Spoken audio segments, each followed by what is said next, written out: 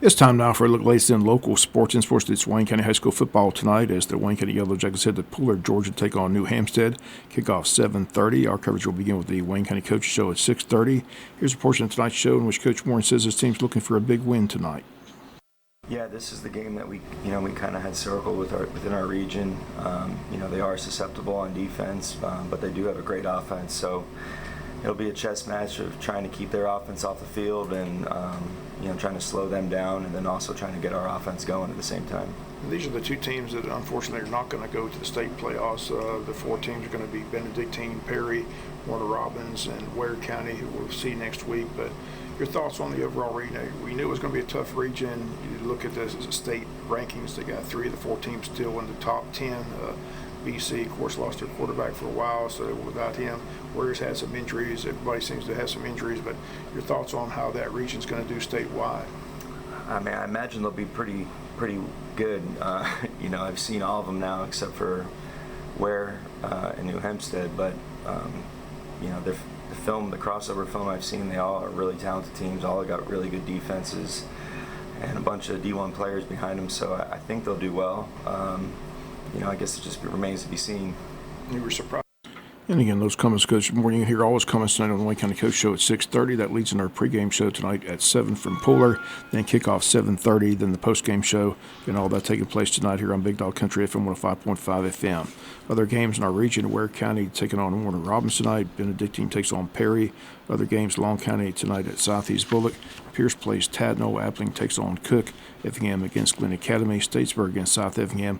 Valdosta plays Tift County. Those are some of the games in high school football. Varsity girls softball team advanced to the Elite Eight this week in a trip to Columbus for the third straight year, where the state tournaments in all classifications will be held beginning Wednesday, October the 30th, with the state title game scheduled for a week from this Saturday, November the 2nd. Wayne County will play Wednesday at 3 p.m. Their opponent will be Kell High School out of Marietta. They're the number 2 team out of Region 6. Other first-round games: St. Pius, the number 1 team from Region 5, plays Northside Columbus, the number 1 seed from Region 3. Harris County, the number 2 team from Region 3, plays Ola, the number 1 seed from Region 2. And Eastside, the number 1 team from Region 8, plays Central Carroll, the 3 seed from Region 3. Region 3 has 3 of the 8 teams in Columbus. Again, number 1 seed Northside Columbus, number 2 seed Harris County, number 3 seed Central Carroll, all from the same region. Again, very impressive to have 3 of the same teams in the Elite Eight up in Columbus. Once again, it's a double elimination event. Wayne County against Kell High School, Wednesday at 3 p.m.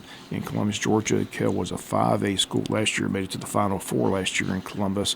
So again, some good competition next week up in Columbus, Georgia. Again, we'll keep you posted on the scores and highlights next week here on Local Sports. Competition cheer teams in Bacon County Thursday both took home first place. Cross country team held their first meet at home. Results not finalized. Hopefully have those for you on Monday's Sportscast. The esports team, Smash Brother Varsity, had their first loss 0-3 to Northview High School, and then the JV Smash had a narrow defeat by Hiram High School 2-3. Recreation season continues. Soccer last night, 10U. It was Williams and Martin tying 3-3. Harris beat Marino 4-0. Fuller beat Johnson 3-1. And Agundas beat Lopez 7-1. In 12U soccer, it was McDonald 3, Graham 1. And in 14U soccer, it was Cruz 10, Wilkins 1. Game 1 of the World Series gets underway tonight. Again, the Dodgers and the Yankees. Game 1 tonight in Los Angeles. First pitch at 8:08. College football last night, Georgia Southern lost at Old Dominion. The final score 47-19. Next up for the Eagles will be a trip to South Alabama on November 2nd. Pitt Panthers moved to 7-0 for the first time since Dan Marino days back in the 80s. Pitt beat Syracuse 41-13.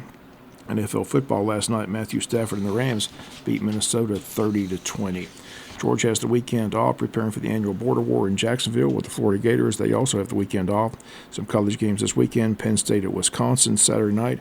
Notre Dame is at undefeated Navy. Kentucky and Auburn in the SEC. Big SEC game this week is Texas A&M and LSU. Again, both those teams still unbeaten in SEC play. Alabama plays Missouri. Ole Miss takes on Oklahoma. FSU battles Miami, Michigan, Michigan State, Ohio State, Nebraska. Those are some of the games this weekend. The third annual Georgia High School Hall of Fame induction ceremony takes place Saturday, October 26th at the College Football Hall of Fame in Atlanta. Hall's third induction class will consist of 30 former Georgia high school football players, all of which had extensive achievements on and off the field that helped make this class a great addition for what will grow into the state's biggest hallmark for Georgia high school football.